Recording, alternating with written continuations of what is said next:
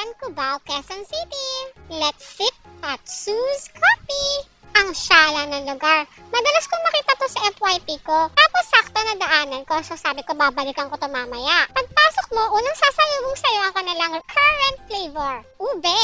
Dahil hindi naman ako maubing tao, pas tayo dyan. Hindi lang mga drinks ang kanilang sinaserve, meron din silang mga pastries and savory breads. Look, ang sasarap, diba?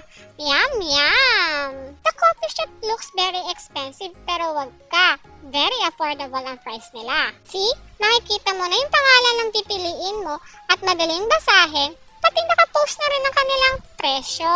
Sa tuwing pupunta nga lang kami sa mga coffee shop, coffee lang talaga ang purpose namin. Though, yung mga pagkain nila nakakagutom din, kaya lang busog kasi kami. Pas-pas muna tayo dyan. At may pa-promo nga pala silang buy one, take one free. Turuan ko kaya kung paano. Ida-download lang ang kanilang app, in my case, Play Store. Pero available din siya sa iOS. Install lang, then open the app. Tapos makikita mo na yung pinaka-menu ng kanilang application na madali namang in-navigate. Very user-friendly. And then, kailangan mo lang mag-register using your mobile number. Magpapadala lang ng code sa na-register mong number, tapos i-input mo na. Tapos, i-fill in mo na yung first name, last name, email address, at yung birthday mo. Dito naman, pipiliin mo pick up since pipikapin mo siya sa branch, pero pwede naman din siya ng delivery. And since nasa Cubao ako, pipiliin ko is yung sa Manhattan. They have total of 29 branches nationwide, kaya tignan nyo na yung app nyo kung saan kayo pinakamalapit. Then scroll lang kayo sa menu nila and pumili na kayo ng drinks. By the way, the buy one take one only applicable sa mga drinks nila, not sa mga food or pastries. Dahil mukha kaming prop ng kaibigan ko, syempre prop ang pinili namin. Scroll down, then hanapin ang add a voucher, then input nyo na yung buy one, free one code, then click claim.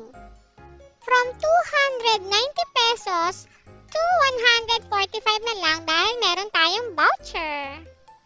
O diba, napakasulit para sa dalawang prop?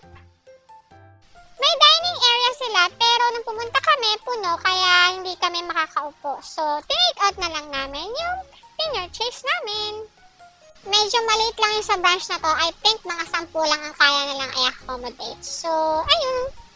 Taste test, panalo. Masarap. Pwede mo siyang itapat dun sa kilala nating brand. Natamisan lang kami ng slide pero may option naman na pabawasan ang sugar level.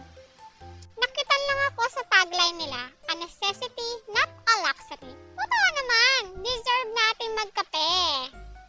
Coffee lang mga kapatid! Here's the screenshot of their Facebook page and nakatag na rin sila sa description. Thank you for watching.